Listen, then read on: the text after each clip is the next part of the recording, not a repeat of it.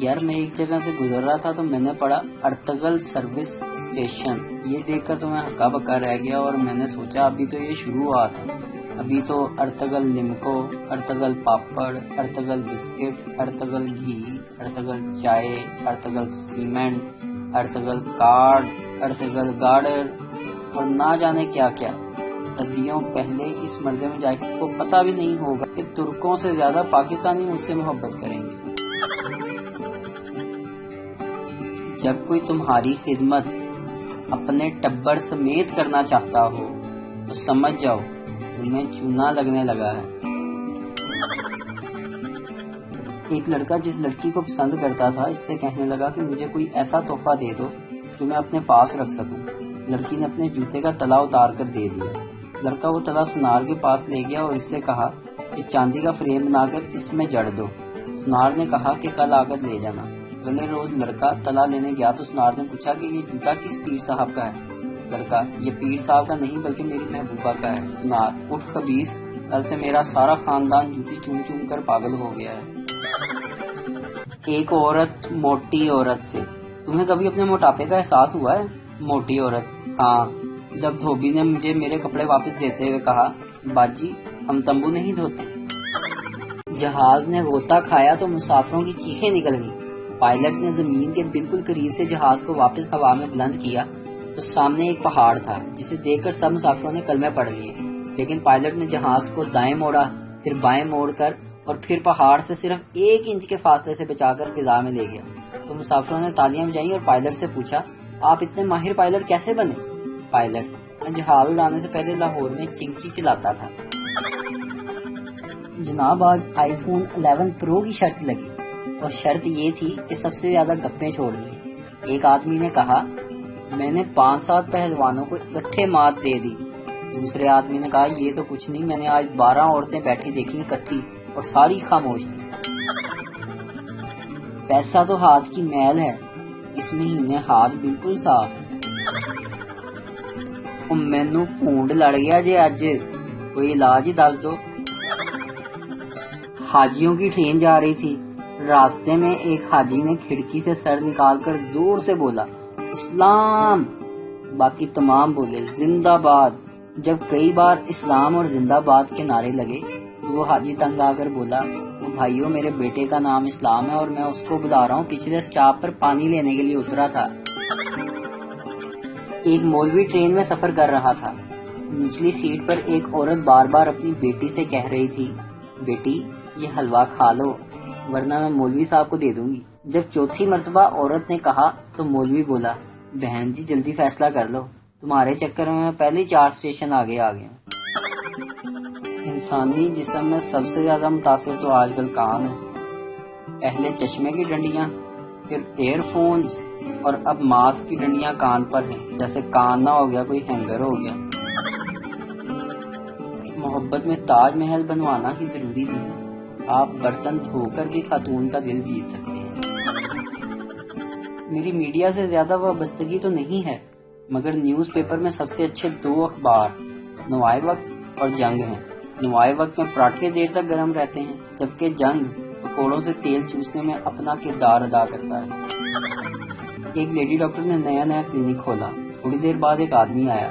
Lady doctor نے خود کو مصروف دکھانے کے لیے فون کا ریسیور اٹھا دیا اور کافی دیر تک باتیں کرنے لگی. اور کچھ دیر بعد آدمی کی طرف دیکھ کر بولی جی فرمائیے کیا ہوا آپ کو؟ آدمی: PTCL سے آیا ہوں، اگر بات ختم ہو گئی ہو تو کنیکشن ایکٹیو کر دوں. ترکی ڈراموں نے ہمیشہ پاکستانی لڑکوں کی ویلیو ہی کم کی ہے. اب اتنے بھی کوجے نہیں ہوتے یار ہم. آدھے ملک کو پڑھایا جا سکتا ہے لیکن چھوٹے بہن بھائیوں کو نہیں. وکیل: تمہارے مقتول خاوند کے آخری الفاظ کیا تھے؟ بیوی: میری اینک کہاں ہے نیلم؟ وکیل: اس میں غصہ کرنے والی کون سی بات تھی جو تم نے اس کو قتل ہی کر دیا؟ بیوی: لیکن میرا نام تو رضیہ ہے نا. جس دن امی خاص ہدایت کر کے جاتی ہیں کہ آپس میں لڑنا نہیں، تاریخ گواہ ہے اس دن ہمارے گھر میں 1965 کی جنگ چھڑی جاتی ہے. مجھے یاد ہے میں بچپن میں سردیوں میں پانی گرم آنے کی دعا مانگا کرتا تھا کہ یا اللہ ٹینکی سے گرم پانی آ جائے، اور وہ اب جا کر قبول ہو رہی ہے دعا جب گرمیاں آ گئی۔ پاکستانی شوہر کی تابع داری۔ بیگم نے 50 روپے کے 2 نوٹ دیے اور کہا 50 کا پیاز 50 کے آلو لے ہیں۔ معصوم شوہر کچھ دیر بعد واپس آیا اور بولا بیگم پیاز والا نوٹ کون سا ہے؟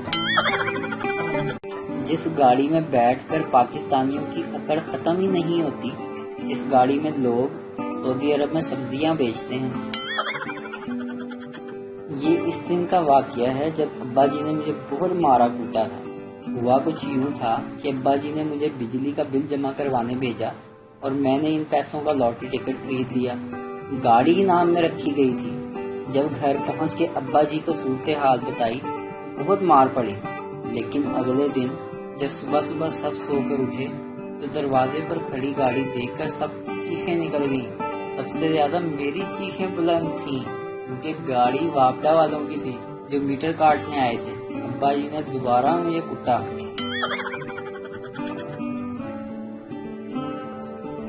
اے اللہ میرے وہ تمام گناہ معاف فرما جن کی وجہ سے میری شادی رکی ہوئی ہے، آمین۔ نوٹ: شادی شدہ افراد لفظ رکی کے بغیر پڑھیں، شکریہ۔ بیوی کی خوش مزاجی اور فرما برداری شوہر کو ہمیشہ صحت مند اور جوان رکھتی ہے۔ خبردار، یاد رکھیں ایسی بیویاں صرف افسانوں میں ہوتی ہیں۔ اپنی صحت کا خود خیال رکھیں۔ پھوپھیاں بیچاری ویسے ہی بدنام ہیں، آگ تو بھابیاں بھی اچھی خاصی لگا لیتی ہیں۔ 2 موٹی عورتیں اکٹھی سفر کر رہی تھیں۔ ایک بولی میری روز اپنے خاوند کے ساتھ لڑائی ہوتی ہے جس کی وجہ سے میرا وزن 15 کلو کم ہو گیا۔